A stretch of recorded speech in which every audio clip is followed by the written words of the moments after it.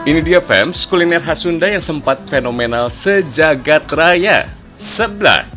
Dulu, seblak dianggap sebagai kuliner jadul karena hanya berisi kerupuk dan bumbu bawang. Makin kesini, seblak berkembang dengan isian yang berlimpah. Mulai dari sayuran, telur, daging ayam dan sapi, serta aneka topping lain. Rasanya gurih dan pedas. Pokoknya raos pisan, euy. Diperkirakan seblak sudah ada sejak tahun 1940-an. Oh iya, seblak sebenarnya berasal dari Sumpyuh, Banyumas, Jawa Tengah. Di daerah asalnya, seblak ini dinamakan kerupuk godog atau rebus. Rasanya kenyal, sama kayak seblak yang kita kenal selama ini, fams. Kalau sekarang sih, seblak udah naik kelas, fams. Widih, TOP-BGT. Tapi fams, di kota Bandung, kerupuk nggak cuma diolah jadi seblak aja. Bisa juga kok diolah jadi cipuk. Ini bukan aci digepuk alias aci dipukul-pukul ya. Tapi camilan ini dibuat pakai aci alias tepung tapioka dan kerupuk. Karena cipuk hadir dengan tema kekinian, ada tambahan keju sebagai campurannya, fams.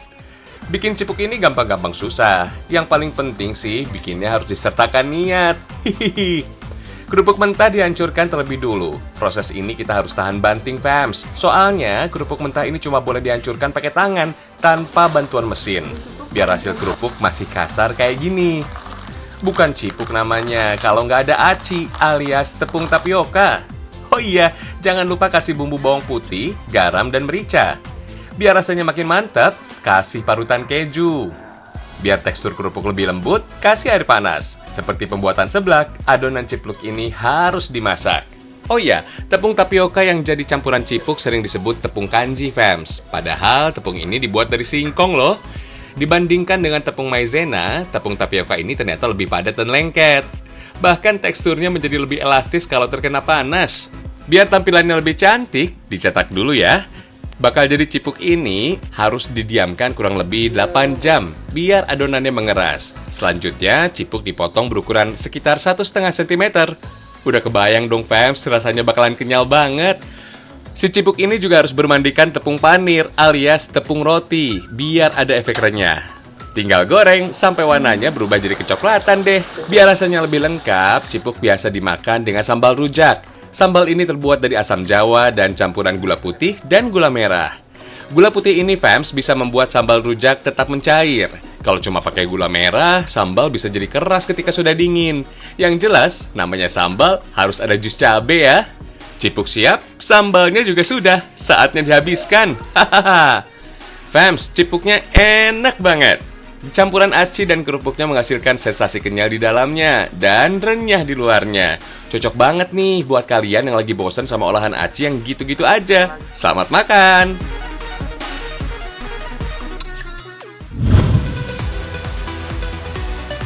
Sekarang kita jalan-jalan, fams. Kita kunjungi tempat wisata ala-ala Timur Tengah. Ini dia, fams, wisata Gurun Pasir Pulau Bintan di Kepulauan Riau. Oh ya, tempat ini dulunya adalah daerah penambangan pasir yang cukup produktif. Bahkan, pasir di sini sempat diekspor ke luar negeri, fams. Kemudian, aktivitas pertambangan ditutup dan ditinggalkan begitu saja. Setelah dibiarkan bertahun-tahun, gundukan pasir justru berubah menyerupai gurun pasir yang berundak-undak.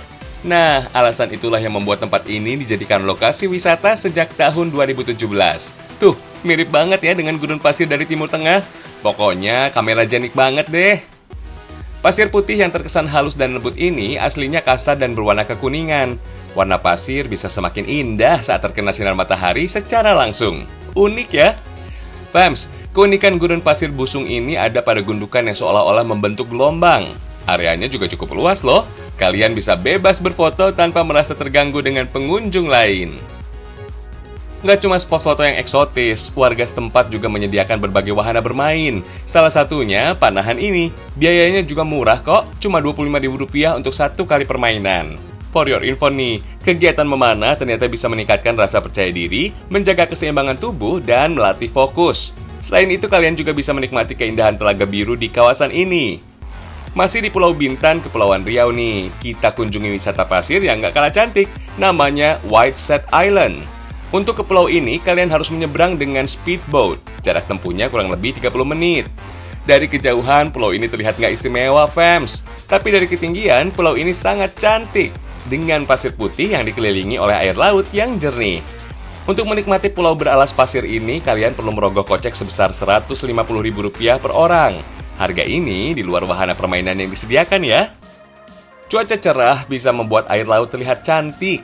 Serunya lagi, pulau kecil ini memiliki fasilitas yang gak kalah menarik dengan Bali. Cocok juga dijadikan sebagai spot foto. Buat kalian yang suka main air, jangan lupa membawa floaties pribadi. Di sini kalian juga bisa menikmati wahana water sport dengan biaya tambahan. Kegiatan lain yang jadi favorit adalah pelepasan tukik alias anak penyu. Dulu di sekitar pulau ini memang banyak spesies penyu hijau, fams. Karena perubahan iklim dan kejahilan manusia yang tidak bertanggung jawab, membuat populasinya menurun drastis. Alasan itu pihak pengelola membuat penangkaran tukik.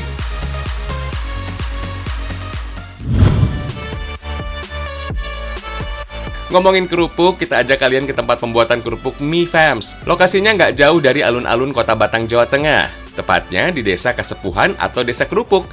Iya, fams, julukan Desa Kerupuk karena sebagian besar masyarakatnya bermata pencarian sebagai pembuat kerupuk. Kerupuk yang dibuat di sini juga bermacam-macam, fams. Untuk membuat kerupuk mie, bahan yang dipakai cukup sederhana. Hanya tepung tapioka, pewarna makanan, dan air. Semua bahan diaduk sampai kalis, fams. Terus masukkan adonan ke dalam mesin pres khusus dari kayu bengkirai ini. Lihat, alat presnya masih manual, jadi masih membutuhkan tenaga manusia. Tekan terus, mas, sampai semua adonannya keluar. Semangat! Oh ya, fams, usaha kerupuk ini sudah ada sejak tahun 1998. Dalam sehari, rumah produksi ini dapat menghabiskan 5 kuintal tepung. Maklum, fams, hanya rumah produksi inilah yang menyuplai kerupuk sekabupaten Batang sampai Pekalongan. Pantesan aja jumlah produksinya besar-besar. Mie yang keluar dari alat pres ini kemudian dibentuk melingkar dan ditaruh ke wadah khusus yang dinamakan eblek. Kemudian, adonan mie dikukus selama 1 jam. Prosesnya memang makan waktu yang lama, fams. Apalagi kalau tumpukan eblek semakin banyak. Proses pengukusannya bisa jadi lebih lama lagi tuh. Untuk perapian, pengrajin di sini biasa menggunakan bara sekam. Selain lebih murah, bara sekam panasnya lebih rata dan tahan lama. Setelah adonan mie matang, langsung dijemur minimal 2 hari sampai teksturnya benar-benar kering. Lalu packing dan jual ke pasar-pasar terdekat. Harga kerupuk mie ini sekilonya Rp12.500. Selain dapat diolah menjadi mie kenyal, kerupuk ini juga bisa digoreng sebagai camilan tuh. Kriuk-kriuk di mulut, fams.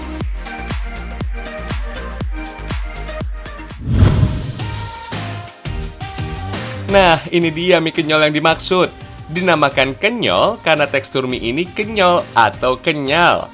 Ukuran mie ini juga terbilang jumbo, bahkan bisa dibilang lebih besar dari spaghetti. Sekilas, sajian ini seperti mie goreng pada umumnya, fams. Tapi siapa sangka, kalau mie kenyal tersaji sangat unik. Terdapat potongan lontong, sayur, bumbu pecel, dan lumpia mini. Rasanya, enak pol, fams. Kalian harus coba deh. Kuliner ini adanya cuma di Desa Subah, Kabupaten Batang. Harga per porsinya juga masih terbilang murah. Kalau mau tambah lumpia juga boleh kok. Tuh kan, udah enak, banyak, murah lagi. Ini sih kuliner idaman semua orang ya. Kita intip cara bikinnya. Kerupuk mie harus direndam selama 2 hari sampai teksturnya berubah kenyal. Kalau sudah seperti ini, mie siap dimasak dengan bumbu sederhana. Masih mirip dengan mie goreng pada umumnya kok. Oh ya, fams, mie kenyal lahir secara tidak sengaja. Dulu ada pengepul kerupuk mie yang tak sengaja menaruh barang dagangannya di atas wadah berisi air. Setelah terendam berhari-hari, akhirnya didapatlah tekstur kerupuk yang kenyal. Kejadian ini sempat membuat bingung si pengepul. Daripada dibuang, akhirnya kerupuk dimasak menjadi mie goreng. Karena porsinya sedikit, ia menambahkan mie dengan pecel sayur yang ada di meja. Jadi deh mie kenyal. Sedap.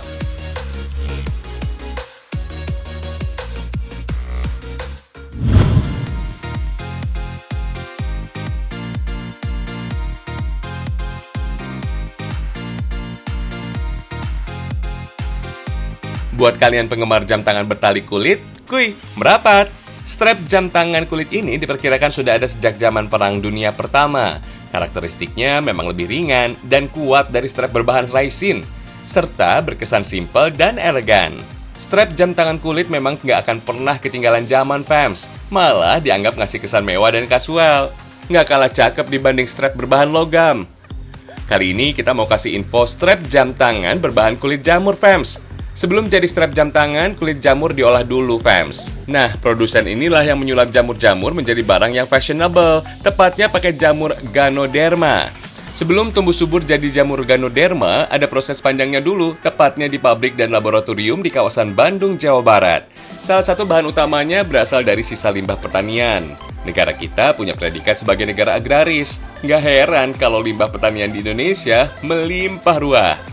Setiap tahunnya, Indonesia menghasilkan 120 juta ton limbah pertanian. Tapi cuma 20%-nya aja yang bisa dimanfaatkan lagi jadi kerajinan dan biomasa. Ayo, kalian yang lagi semangat ngejalanin konsep green living, jangan cuma fokus sama hidup sehat aja. Menjaga keseimbangan alam dengan menggunakan material ramah lingkungan juga harus jadi lifestyle, fams. Setelah melalui proses sterilisasi, baru deh lanjut ke tahap pembibitan. Setiap paketnya bakal dimasukkan bibit jamur Ganoderma, lalu simpan di ruangan berpendingin udara. Cukup tunggu sekitar 2 minggu sampai 1 bulan. Jamur-jamurnya bakal tumbuh subur kayak gini, fams. Oke, jamur-jamurnya sukses diolah jadi bahan kulit, fams. Tuh, mirip kulit sapi kan? Kenalin ya, ini namanya Milea. Milea adalah singkatan dari Mycelium leather. Uniknya lagi, Milea masuk dalam kategori sustainable product. Proses produksinya 100% gak merusak lingkungan. Keren gak tuh? Pokoknya recommended banget deh buat gantiin kulit konvensional. Lembaran Milea ini memang lebih tipis dari kulit sapi, makanya butuh lebih banyak lapisan. Biasanya, strap jam tangan kulit sapi cukup pakai 2 lembar kulit saja. Sekarang bisa langsung memakai 6 lembar kulit jamur. Kulit jamur mempunyai kandungan minyak lebih banyak dari kulit sapi. Makanya, kulit dari jamur wajib dipanaskan dulu ya, biar minyaknya tersingkir. Ini dia, fams, strap jam tangan dengan sentuhan Milea. Warna original inilah yang bikin strap jam tangan mirip sama kulit sapi. Selanjutnya, masuk ke tahap perakitan jam, fams. Ini dia bukti nyata kalau Bandung punya julukan sebagai kota kreatif. Beragam produk lokal buatan anak negeri terus bermunculan dari kota ini. Salah satunya jam tangan dengan strap kulit jamur. Jam tangannya sendiri nggak 100% terbuat dari kulit jamur, khususnya untuk casing jam tangan. Lebih kental dengan nuansa rustik. Penggunaan kayu sonokeling pada casing bikin tampilan jam tangan bukan kaleng-kaleng. Kayu sonokeling sering dipakai dalam pembuatan jam tangan karena memiliki serat tekstur kayu yang estetik plus dijamin awet. BTW, strap dari kulit jamur ini adalah yang pertama di dunia. Kesan elegan dan mewah masih dapat banget kok, fams. Bahkan pemakaian strap dari kulit jamur ini bisa jadi alternatif buat kalian yang sensitif sama material logam. Cakep deh!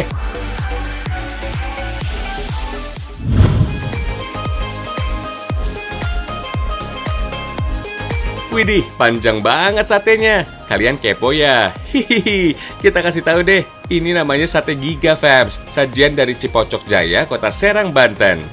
Dari tampilannya, sate ini no kaleng-kaleng, fams. Sate dihidangkan dengan lidi yang panjangnya kurang lebih 1 meter. Konsep hidangan satu ini udah ada sejak 3 tahun lalu, fams. Ada 8 varian rasa yang bisa kalian pilih. Kalian sudah tahu kan, sate atau satai diduga berasal dari bahasa Tamil yang dibawa oleh pedagang makanan di Jawa sekitar abad ke-19. Berdasarkan fakta, sate mulai populer pada abad ke-19 bersamaan dengan banyaknya pendatang dari Arab, Muslim Tamil, Gujarat, dan Arab yang datang ke Indonesia. Dari Jawa kemudian sate menyebar ke penjuru Nusantara yang menghasilkan beraneka ragam jenis sate. Akhir abad ke-19, sate kian populer hingga ke Malaysia, Singapura, Thailand yang dibawa oleh perantau dari Jawa dan Madura. Sama dengan pembuatan sate pada umumnya, sate Giga mengandalkan daging, fams. Jenis daging yang dipilih yaitu daging ayam. Ayam yang dipilih hanya bagian paha aja, tanpa lemak dan kulit.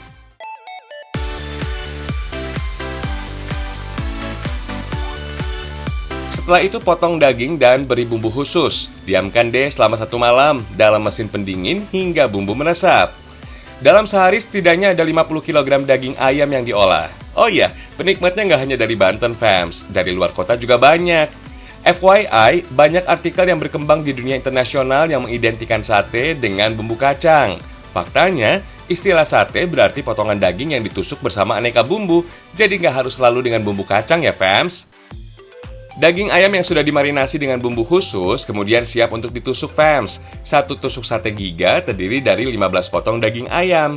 Ngomongin sate, ternyata kuliner Nusantara ini punya sejumlah fakta unik, fams. Pertama, sate Nusantara jenisnya sangat beragam dengan bumbu yang hampir sama. Sate tersebar di seluruh Nusantara dengan ciri khas daerah masing-masing. Potongan daging yang kecil ternyata masih berkaitan erat dengan masyarakat Indonesia yang gemar mengolah daging dengan potongan kecil agar cepat matang. Sate juga kerap disantap dengan makanan pendamping mulai dari lontong, nasi, kuah, hingga kerupuk. Olahan sate yang sudah matang kemudian ditambahkan bumbu. Kali ini ada 4 varian rasa yang bakal kita cobain fams. Ada rasa lada hitam, barbecue, original, atau saus kacang dan keju mozzarella. Oh ya fams, ada yang unik dari penyajian sate ini, yaitu ditata di atas bilah bambu dan dilapisi dengan daun pisang. Aduh, bingung nih fams, mau santap sate yang mana duluan? Hihihi. Secara tekstur, sate giga lebih lembut dibandingkan dengan sate pada umumnya. Proses marinasi bumbu membuat rasa sate giga semakin enak, gurih dan juicy. Lokasi ini buka setiap hari mulai dari jam 9 pagi sampai jam 9 malam. Satu porsi sate giga dibanderol mulai dari Rp40.000 fams. Silakan mencoba deh.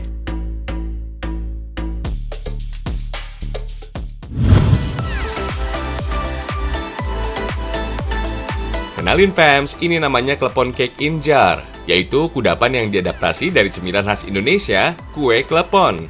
Kalian bisa jumpai kudapan ini sebagai produk rumahan di kawasan Harapan Indah, Kota Depok, Jawa Barat. Tapi cara buatnya agak berbeda ya. Klepon cake in jar ini dibuat dari adonan kue bolu dengan unti dan whipped cream. Kemudian dikemas di dalam toples deh. Meski baru dikenalkan sejak 2 bulan lalu, peminat kue ini banyak banget. Terbukti dalam sebulan bisa 500 toples ludes terjual. Kudapan ini teksturnya sangat lembut, manis, dan gurih karena adanya kelapa parut. Paling endul dimakan saat kue dalam keadaan dingin fams. Uniknya lagi, kudapan ini dibuat can go alias gluten free cake and go. So, gluten free pada kudapan ini nggak akan memicu efek samping bagi penderita celiac atau intoleransi gluten, serta bisa menurunkan resiko mual, pusing, dan diare. Oh ya, tepung singkong dikenal sebagai jenis tepung non-gluten, dibuat dari singkong parut fams. Tepung ini mengandung karbohidrat dan pati resisten, sama seperti tepung tapioka. Lalu kocok gula dan telur, tambahkan vanilla essence, kemudian aduk sampai adonan berubah pucat. Sementara itu, siapkan tepung singkong dan tepung maizena dan susu bubuk. Ayak agar semua adonan tercampur rata. Setelah adonan mengembang, kurangi kecepatan mixer dan tambahkan mentega cair, disusul dengan tepung tadi. Dalam pembuatan kue, tepung yang diayak sangat berperan penting untuk mencegah adonan menggumpal. Setelah rata, tinggal dituang ke dalam loyang, lalu panggang dengan suhu 170 derajat Celcius. Kalau sudah matang, kue harus diangin-anginkan fams, lalu potong menjadi beberapa bagian agar muat di dalam toples. Siapkan whipped cream dan unti yang dibuat dari kelapa parut dengan gula. Kemudian, masak sampai kering. Tinggal tata semua bahan di dalam toples. Dalam kudapan aslinya, klepon berasal dari Jawa. Di daerah lain, klepon memiliki nama yang berbeda. Di Sumatera, klepon justru dinamakan onde-onde. Diperkirakan jajanan ini diperkenalkan oleh imigran lokal kepada warga Belanda pada tahun 1950-an. Sejak itulah klepon dijual di berbagai toko di seluruh negeri. Hebat ya? Setelah penuh, tutup toples. Nah, sajikan deh. Karena tidak menggunakan bahan pengawet, kudapan ini hanya tahan 1 hari pada suhu ruangan. Kalau di kulkas sih bisa tahan hingga 1 minggu. Harga satu toples kue ini dijual dengan harga Rp85.000 fams.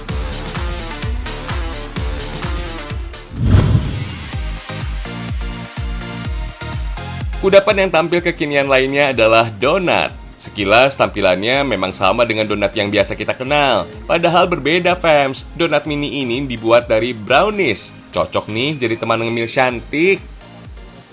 Tekstur kudapan ini lembut dan memiliki aneka pilihan topping. Kalian bisa membelinya di salah satu toko di Jalan Haji Naba 3, Karangtengah, Tangerang.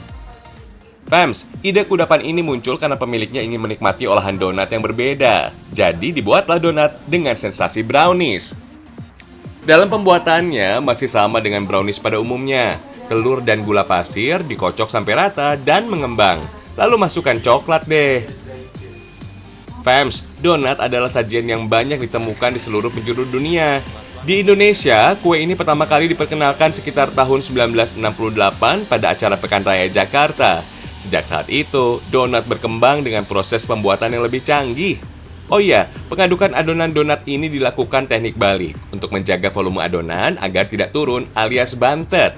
Lanjut, adonan dimasukkan dalam piping bag. lalu cetak satu persatu deh. Berbeda dengan donat pada umumnya yang digoreng, donat brownies dimasak dengan cara di oven selama 15 menit dengan suhu 130 derajat Celcius. Setelah matang, sajikan deh. Waktunya penyajian. Oles bagian atas donat brownies dengan coklat. Tambahkan bubuk biskuit, blueberry cheese, dan ratakan. Dalam sehari, usaha ini bisa menghasilkan setidaknya 60 box donat brownies fams. Satu kotak donatnya terdiri dari 12 buah donat brownies. Harganya murah kok, yaitu sekitar Rp45.000 saja. Manisnya coklat dengan tekstur donat yang super lembut beneran bikin nagih fams. Pas banget dijadiin teman di kala santai. Olahan kue kekinian ini tahan 5 hari dalam suhu ruangan dan 2 pekan di dalam kulkas. Sikat abis fams. Hihihi.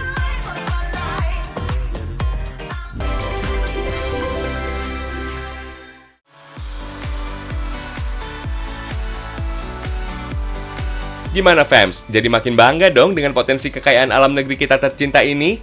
Terus saksikan Ragam Indonesia ya, karena Indonesia istimewa.